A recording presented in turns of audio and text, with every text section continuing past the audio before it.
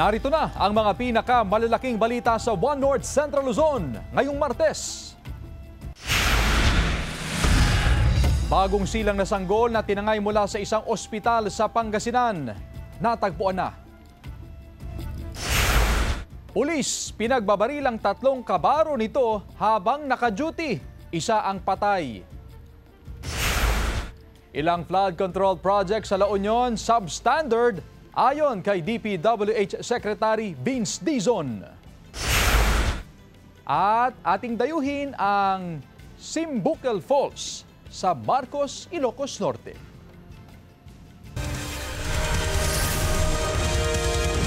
Ito ang GMA Regional TV, One North Central Luzon. Magandang hapon, ako si Chris Zuniga. Mga kapuso, natagpuan na ngayong araw ang bagong silang na sanggol na tinangay mula sa isang ospital sa Lingayen, Pangasinan. May follow-up report si Jasmine Gabriel Galban. Hindi maisalarawan ang tuwang nararamdaman ngayon ng 42 anyos na ina na si Rosel Pablo matapos may balik sa kanya ang sanggol na tinangay ng isang babaeng nagpanggap na nurse sa Lingayen District Hospital noong linggo. Ang takot, kaba, pighati at tila kawalan ng pag-asa ay napalitan ng labis na kagalakan nang muling makita ang sanggol na ilang araw ding hindi nakasama. Mahigpit ang pagkakahawak ng ina sa nawalay na sanggol. Panay ang halik ng ama at iba pang kaanak sa sanggol. Thank God na ibalik and nahuli na and mananagot ang dapat managot.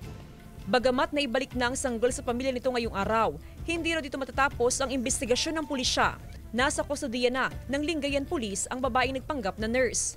Hindi muna siya iniharap sa media habang nagpapatuloy ang investigasyon. Pero base sa salaysay ng suspect sa mga otoridad, nasa ospital siya noon dahil may kaanak siyang nakakonfine roon. May lumapit daw sa kanya na umano'y kaanak ng mga magulang ng sanggol at inalok siya sa halagang 5,000 piso upang kunin ang sanggol sa nanay. Sosorpresahin daw ng mga kumausap sa kanya ang mga magulang ng sanggol, pero hindi na siya nagbigay pa ng karagdagang detalye. Nakumbinsi naman siya agad kaya tinangay ang sanggol at inuwi sa kanilang bahay. Hindi patukoy kung sino ang mga umano'y kumausap sa suspect upang tangayin ang sanggol. Nakukonsensya na siya, parang inuusig na siya ng konsensya niya. At gusto niya nang ibalik yung bata sa gabi ring yun. Pero wala raw siyang magawa kasi wala rin siyang pera. Patuloy ang investigasyon ng pulisya sa insidente. Aalamin kung meron pang ibang sangkot sa likod ng krimen. Inihahanda ng kasong isasampa laban sa suspect. As of now, ang makakasuhan lang po natin is yung nakuha nating yung kidnapper. But we will be conducting a deeper investigation para managot po yung kung sino po yung nag-utos po sa kanya. Ipinapasa kamay na ng provincial government sa Pangasinan PPO at Lingayen Police ang malalimang investigasyon para alamin kung ito ay organisadong krimen. Samantala, matapos sa nangyaring pagdukot sa sanggol, ipinag-utos ng gobernador ang paghihigpit sa seguridad sa lahat ng pagamutan at pasilidad sa probinsya. May mga ikakabit na CCTV camera sa mga gusali. Pasensya na po, magiging stricto na po tayo sa ating mga ospital at sa iba po nating mga facilities dito po sa ating provincial capital. Kasama si Jing Dakanay, Jasmine Gabriel Galban, One North Central Luzon. Butas-butas na yero sa ilang bahagi ng Maldan Public Market inireklamo ng mga negosyante. Yan ang balitang tinutukan live ni Jasmine Gabriel Galban. Jasmine? Chris, hiling ng mga negosyante na sana'y maayos na ang sirang bubong sa ilang bahagi ng Maldan Public Market. Po yung mga public market, sa gitna po ito. Sa video na ito, nakuha ng ilang negosyante. Makikita ang matinding tulo ng tubig mula sa mga butas na bubong sa ilang bahagi ng Maldan Public Market. Kuha ito kaninang umaga sa kasagsagan ng malakas na buhos ng ulan. Ipinasok na ng ilang negosyante sa loob ng stall ang kanilang mga panindang nababasa ng ulan. Habang ang ibang negosyante naman, naglagay ng plastic cover sa mga paninda bilang proteksyon sa ulan. Matinding perwisyo raw ito para sa mga negosyante tuwing umuulan. Tumutulo talagang parang alalaking patak. Tapos, hindi ako makabinta kasi hanggang dito yung tubig. Madalas din daw na may nadudulas sa lugar, lalo na kapag tuloy-tuloy ang buhos ng ulan. Ilang beses na rin daw nilang inulog sa lokal na pamahalaan ng problema. Pero hanggang ngayon ay wala pa ring aksyon. Marami kaming napiperwisyo dito diretso ito doon sa may pakainan, Basaya. Batid daw ng Mangaldan LGU ang problema. Sa katunayan, personal nang binisita ng Municipal Engineering Office ang palengke at ininspeksyon ng bubong ng pamilihan. Meron na rin pong ginagawa tayong hakbang para po maibisan po itong mga pagtulo. Pero siyempre po, tingnan din po ang kaukulang budget para dito. And more or less itong taon may mga mariremedyoan naman po tayo dyan. But for the next years, titingnan po at mayroon talagang nakalaan na budget para sa full repair ng ating palengke po. Sa oras na mairilis ang pondo, ay sisimulan na raw ang pagsaayos sa bubong ng pamilihang bayan. Chris, matapos ang naranasang pag-ulan kaninang umaga ay basa pa rin yung flooring o yung sahig sa bahagi na ito ng pamilihan. Kanya-kanyang diskarte rin yung mga negosyante para hindi mabasa yung kanilang mga paninda. Naglagay ng tolda o nagkabit ng tolda ang ilan sa mga negosyante sa may tapat mismo ng kanilang mga pwesto para hindi nga mabasa yung kanilang mga paninda. Samantala, tiniyak ng lokal na pamahalaan na kanilang aaksyonan ang problema na ito ng mga negosyante sa pamilihan. Chris? Maraming salamat, Jasmine Gabriel Galban. Mabigat na dali ng trapiko sa Arellano Bani, Dagupan City, maagang ibinabala ng poso bunsod ng nakatakdang pagpapataas ng kalsada. Sundan sa report ni CJ Torida. Naglagay na ng warning signages sa bahaging ito ng kalsada bilang paghahanda sa gagawing road elevation project mula Arellano Bani hanggang sa Double Bridge. Inaayos na rin ng Pamana Water ang kanilang mga tubo upang hindi maapektuhan sa gagawing konstruksyon. Masyado nang malalim yung dating tubo dito. I-rehab natin. Asahan na raw ang mabigat na daloy ng trapiko sa bahaging ito sa oras na simulan na ang proyekto. Sa tansya ng Public Order and Safety Office, posibleng papalo sa 80% ang volume ng mga sasakyan na maiipon sa Arellano palabas ng Bunuan area. Stop and go tayo na naman doon, parang tulay ang pagdating kasi meron tayo nung intersection eh. Hindi raw pwede ang total closure sa kalsada at wala ring ipatutupad na traffic rerouting. Kaya inaabisuhan na ang mga commuter na mag-adjust ng oras upang hindi malate sa pupuntahan. Bukod sa mga commuter, apektado rin ang mga motorista pero wala raw silang magagawa kundi sasabay na lang sa sitwasyon. Saka maraming motorista rin ang maapektuhan. Posibleng pagbaha naman ang pangamba ng ilang residente kung patataasan na ang kalsada. Kailangan magtaas ka rin dito. Matataas ba kaya? Oh. Kung may pira. Bukod sa Arellano Bani, nakatakda ring ituloy ang road elevation sa Burgos Extension, kabilang na ang Karanglaan Mayombo Road. Kasama si Ron Taniedo, CJ Torida, One North, Central Luzon. DPWH Secretary Vince Dizon at ICI Special Advisor Mayor Benjamin Magalong nag-inspeksyon sa ilang flood control projects sa La Union. Nakatutok live si Sandy Salvacio. Sandy? Chris, galit na galit si DPWH Secretary Vince Dizon kanina nang mabisita ang ilang mga flood control projects sa probinsya ng La Union. Saad pa ng Secretary ay hindi raw naging makatarungan ang naging resulta ng mga flood control projects na ito. Galit at dismayado si DPWH Secretary Vince Dizon nang makita ang flood control project sa may bayan ng Bawang at Tubao sa La Union kaninang umaga. Kasama ni Dizon sa inspeksyon si Special Advisor and Investigator ng Independent Commission for Infrastructure na si Baguio City Mayor Benjamin Magalong. Unang pinuntahan ang DK at riprap sa Barangay Kalumbaya, Bawang. Nagkakahalaga ang proyekto ng halos 180 million pesos na dapat ay noong Marso pa natapos. No doubt, kailangan ng flood control dito. So ngayon, ang ginawa namin ni Mayor BNG dito, tinitingnan natin yung quality ng gawa. No? We want to check kung clearly hindi to ghost. No? Kasi nakikita nyo naman, may proyekto. Pero mukhang, base pa lang sa observation namin ni Mayor Benji, mukhang napaka-substandard nito. No? Nakitaan din ng sira ang ilang bahagi ng dike na umano'y bunsod ng pag-ulan. Ikinagalit din ng kalihim ang nadiskubre nga pekeng tubo na parang idinikit lang sa lupa. Ayon kay Magalong, dapat ay nasa 2 metro ang haba ng mga tubo. Pero sa kanilang nakita, halos wala pa ito sa isang talampakan.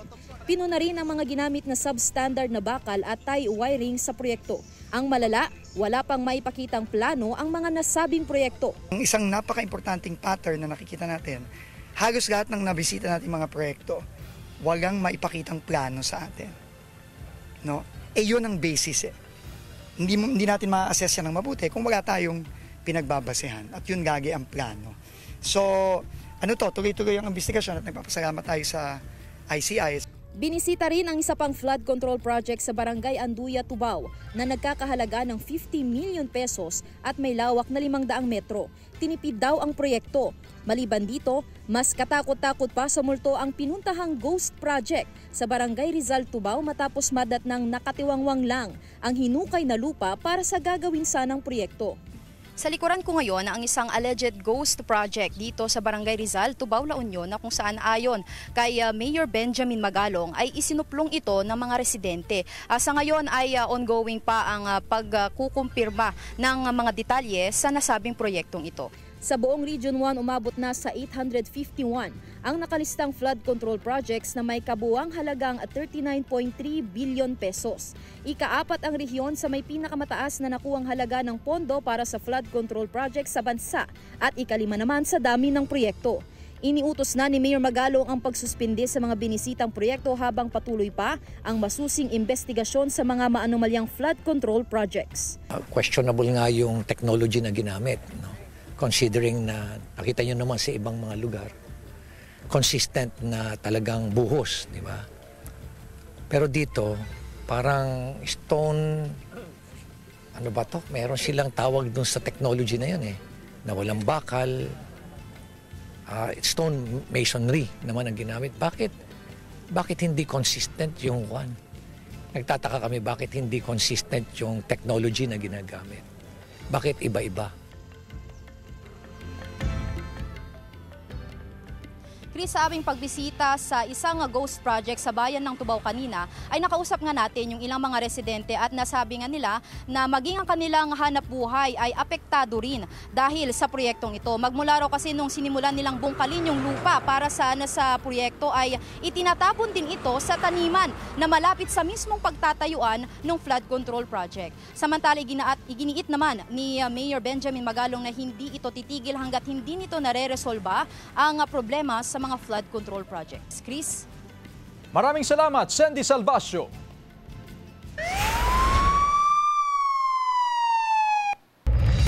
Arestado ang isang pulis matapos na pagbabarilin ang 3 kasama nito habang naka-duty sa Rizal, Cagayan. Naka-alerto CJ Turida.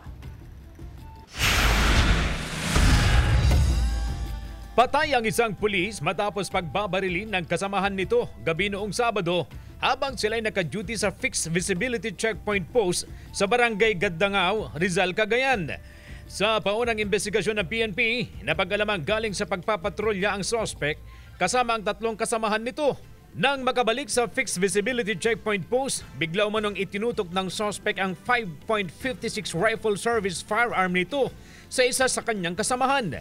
Nang subukang awatin ng 2 pang pulis ang suspect, itinutok nito ang baril sa 2 at saka pinagbabaril.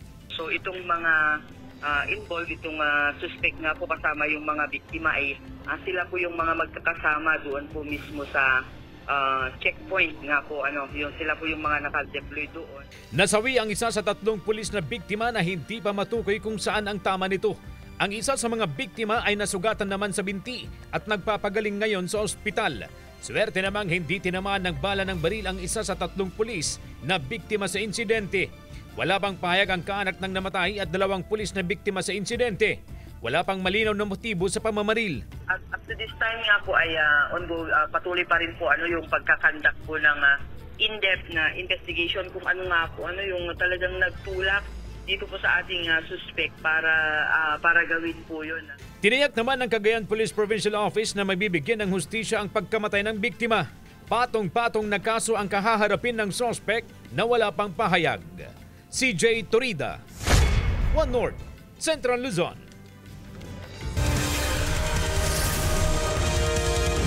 Ito ang GMA Regional TV, One North, Central Luzon.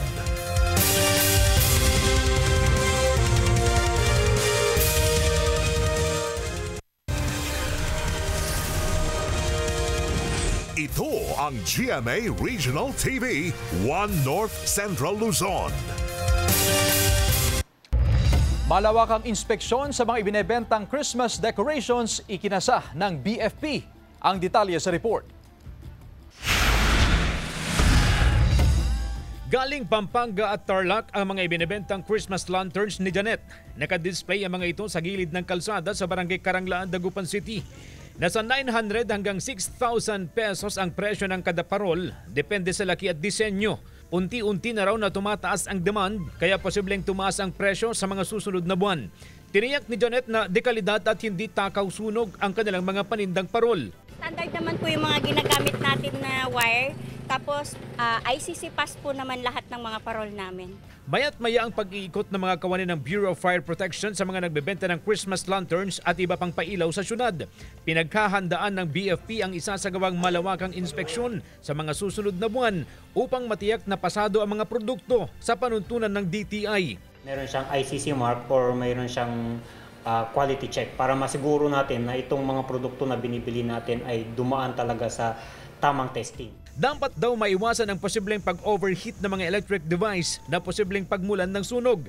Handa naman daw rumesponde ang BFP sa anumang insidente ng sunog, pero mas mainam daw kung walang sunog. At mangyayari lang yan kung maingat at responsable ang mga negosyante. Nagiging prone siya sa sunog kung halimbawa hindi pasado yung wires na ginamit. Mali yung wires na ginamit doon, either masyadong manipis or yun nga, hindi siya akma doon sa voltahe. Handa rin naman daw si Janet sakaling sumiklab ang sunog sa kanyang pwesto. Nakatagda rin siyang bumili ng fire extinguisher sa mga susunod na araw. May nakaabang po na isang timbang tubig just in case po, pero most of the time hindi naman po sana. Kasama si Ron Taniedo, CJ Torida, 1 North Central Luzon. Samantala, ilang palayan sa Bangaldan, Pangasinan ang lubog pa rin sa baha. Narito ang report. Nangingitim na ang kulay ng tangkay ng mga palay sa tanimang ito sa Barangay Banawang, Mangaldan, Pangasinan dahil sa ilang linggong pagkababad sa tubig. Malaking problema sa mga magsasaka ang pagkalubog sa tubig ng kanilang mga sakahan. Kapag nababad sa baha ay napakalit na lang ng tsansang makarecover ang tanim na palay. Kaya naman pinabayaan na lang ng ilang magsasaka ang palay na nalubog sa baha at hihintay na lang daw nilang humupa ang baha. Medyo mahirapan na ma'am kasi itong aming cropping calendar hindi naman namin pwedeng i-reset yan. So continuous yung cycle. So wala na, talagang babawi na lang sa next cycle. Lugi na yun, sir, Lugi, ma'am. May ilang palay naman na tuluyan ang naanod ng baha. Konti na lang ang natira sa mga sakahan. Sa monitoring ng Mangaldan Municipal Agriculture Office, resulta ito na nagdaang mga bagyo na sinabayan pa ng habagat. Sadyang naapektuhan daw ang mga pananim na palay sa bayan. Malaki naman daw ang tsansang makarecover ang mga tanim na palay kung hindi nalubog sa baha ang buong tanim. Kailangan talaga niya ng tubig, pero kung sobra naman po, siyempre, magiging cause din yun ng mababang ani, lalo na kung sumobra siya doon sa level. Marami ng magsasaka ang nagsumiti ng kanilang indemnity claim sa PCIC. Tuloy-tuloy ng malawakang validation ng PCIC sa mga palayan na naapektuhan ng kalamidad. Kasama si Jing Dakanay, Jasmine Gabriel Galban, 1 North Central Luzon. Benguet Agri-Pinoy Trading Center Facility binaha dahil sa malakas na ulan. Narito ang report. Malakas na ulan ang naranasan sa ilang bahagi ng bansa. Sa La Trinidad, Benguet, binaha ang Benguet Agri-Pinoy Trading Center Facility. Sa kasagsagan niya ng malakas na ulan doon, kanya-kanyang salba ang mga magsasaka para hindi mabasa at mabulok ang mga aning gulay at iba pang produkto. Sa Mayoyaw, Ifugao, nagka-landslide sa ilang kalsada dahil sa masamang panahon. Isinara muna ang kalsada para sa clearing operation. Nagka-landslide din sa ilang kalsada sa Dingalan, Aurora dahil din sa masamang panahon. Nagsasagawa na rin ng clearing operation. Samantala, itinaas na ng Pag-asa ang La Nina alert sa bansa. Ayon sa Pag-asa, may 70% tsansang magkaroon ng La Nina mula October hanggang December 2025. Maaari pa raw yang tumagal hanggang February 2026. Ibig sabihin, posibleng mas marami sa karaniwan ang mga bagyo at posible ring mas marami ang ulan na dala ng habagat, low pressure areas, easterlies, shear lines at Intertropical Convergence Zone o ITCZ. Glam Calicdan, Dizon, One North Central Luzon. May bagong sama ng panahon na nabuo sa loob ng PAR kaninang umaga at ngayong hapon ay naging bagyo na. Tinawag itong Bagyong Mirasol at huling namataan sa silangan ng Infanta, Quezon. Patuloy na umantabay sa updates at bulletin na ilalabas ng Pag-asa sa mga susunod na oras. Samantala, patuloy na ang paglayon sa bansa ng low pressure area na minomonitor nitong mga nakalipas na araw. Bukod sa Bagyong Mirasol, patuloy din ang ihip ng easterlies at ang nagbabalik na habagat. Base sa datos ng Metro Weather, may tsansa ng ulan sa ilang bahagi ng Northern at Central Luzon. Malalakas ang ulan sa ilang probinsya, kaya maging handa pa rin sa banta ng baha o landslide. Posible rin ang pag-ulan sa iba pang bahagi ng bansa. Patay ang 5 taong gulang na batang lalaki matapos na malunod sa kanal sa Barangay Santa Ana, Solsona, Ilocos Norte. Sa investigasyon, alas 11 ng umaga noong linggo, nakita pa ng kanyang lolo ang biktima sa kanilang bahay. Pero pag-uwi ng ama ng biktima, napansin na wala ang kanyang anak. Hinanap ito sa paligid at nakita ang biktima na nasa kanal. 1 kilometro ang layo mula sa kanilang bahay. Hinala ng ama, aksidenteng nahulog ang biktima sa kanal na malakas ang agos ng tubig. Idineklara naman ng Municipal Health Officer na patay na ang biktima ng matagpuan sa kanal. Ayon sa pulisya, kasama sa bahay ang lolo at nanay ng biktima pero hindi nila namalayan na napunta ito sa kanal.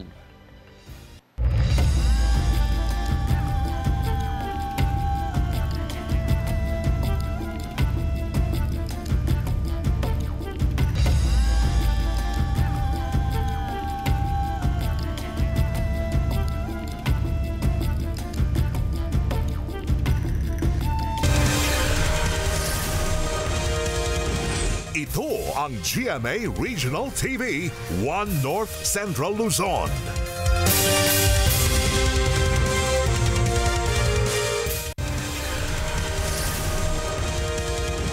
Ito ang GMA Regional TV, One North Central Luzon.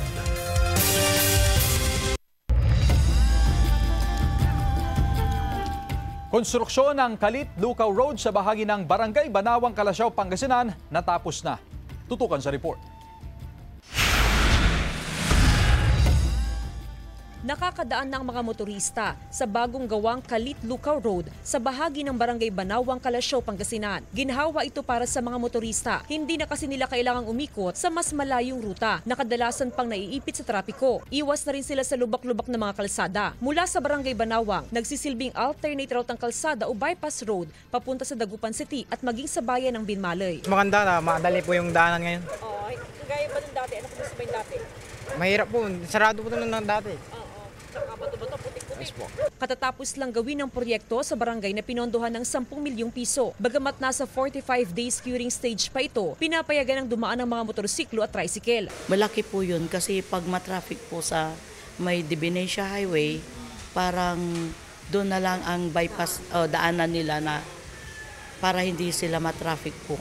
Ngayon pa lang sinabi na ng mga opisyal ng barangay sa Banawang na hindi nila pahihintulutan ang pagdaan ng mga malalaking sasakyan sa lugar. Mabilis daw kasing masisira ang kalsada at sakaling masira ay hindi raw kakayanin ng pondo ng barangay ang paglalaan ng budget sa rehabilitasyon ng Kalit-Lukaw Road. Naglagay na rin ang barangay ng mga street light para makaiwas sa aksidente tuwing gabi. Kasama si Jing Dakanay, Jasmine Gabriel Galban, One North Central Luzon. Pagtatapon ng basura ng mga biyahero mula sa ibang bayan sa MRF ng Barangay 1, Dagupan City, problema ng mga opisyal. Sundan sa report.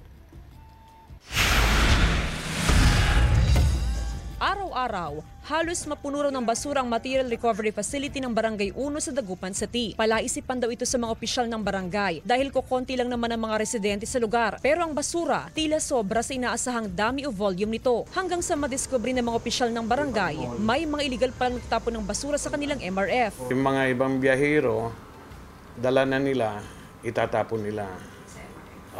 Pag minsan, kahit dyan na lang, iniiwanan eh. Saksi raw ang ilang residenteng nakatira malapit sa MRF. Karaniwan daw na hating gabi o madaling araw kung magtapon ng basura ang mga biyahero ng isda. Sa madaling araw daw minsan. Kaya lang di nila alam kung taga saan ang mga iyon. Kaya mainam ma'am na may CCTV na malaking bagay. Opo, para malaman nila kung sino yung mga nagtatapon. Bukod sa inilagay na CCTV camera sa MRF, may mga nakabantay ng barangay tanod sa lugar na handang sitahin ang mga iligal na magtatapon ng basura sa MRF. Inobserbahan namin ngayon kasi may CCTV camera na rin kami dyan para malaman namin. Ayon sa punong barangay, pagmumultahin nila ang mga mahuhuling iligal na magtatapon ng basura sa lugar. Kasama si Jing Dakanay, Jasmine Gabriel Galban, One North Central Luzon. Nahuli ang malaking sawa sa isang manukan sa Lasam, Cagayan. Nasa 3 metro ang haba nito at 9.5 kilos ang bigat. Ayon sa may-ari ng manukan, matagal na nilang napapansin na may mga nawawalang alagang manok. Naglagay siya ng lambat para matukoy kung sino ang nangunguha sa kanyang mga alaga.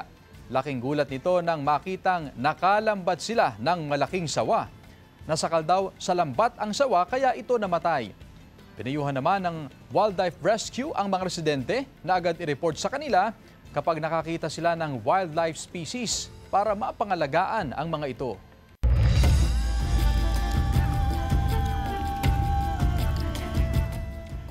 Tinarget ng panibagong airstrike ng Israel ang gusaling yan sa Gaza City. Doon daw kasi itinatago ang mga gamit ng mga terorista. Ang pag-ataking ito ng Israel ay bahagi raw ng kanilang plano para sugpuin ang grupong Hamas. Bago yan, nagbabala raw sila sa mga residente para lumikas. Sabi ng local health authorities, hindi bababa sa 16 na Palestino ang nasawi. Ayon sa isang United Nations expert on Palestinian rights, target ng Israel na gawing unlivable o hindi na kayang matirhan ang Gaza City bago tuluyang ubusin ang mga Palestino. Itinanggi naman ito ng Permanent Mission of Israel to the UN. Babaeng umano'y drug den operator at 2 lalaking kasamahan nito natimbog sa Tarlac City. Tutukan sa report. Timbog sa isinagawang operasyon ng PIDEA Region 3 ang 35 anyos na babaeng umano'y drug den operator sa Tarlac City. Naaresto rin ang 2 pang lalaking kasamahan ng sospek.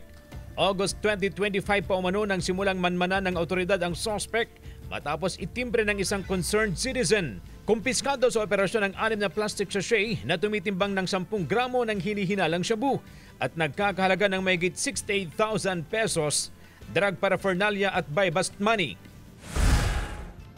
Sa Subic, Zambales, arestado rin ang 62 anyos na si alias Aida sa entrapment operation ng mga otoridad.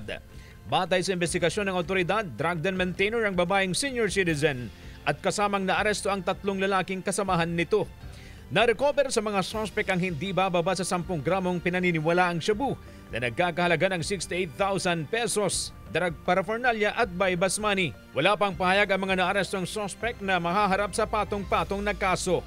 CJ Torida, One North, Central Luzon. Learning gaps sa mga mag-aaral mula elementary hanggang junior high school nais matugunan sa isasagawang aral program ng DepEd. Sundan sa report.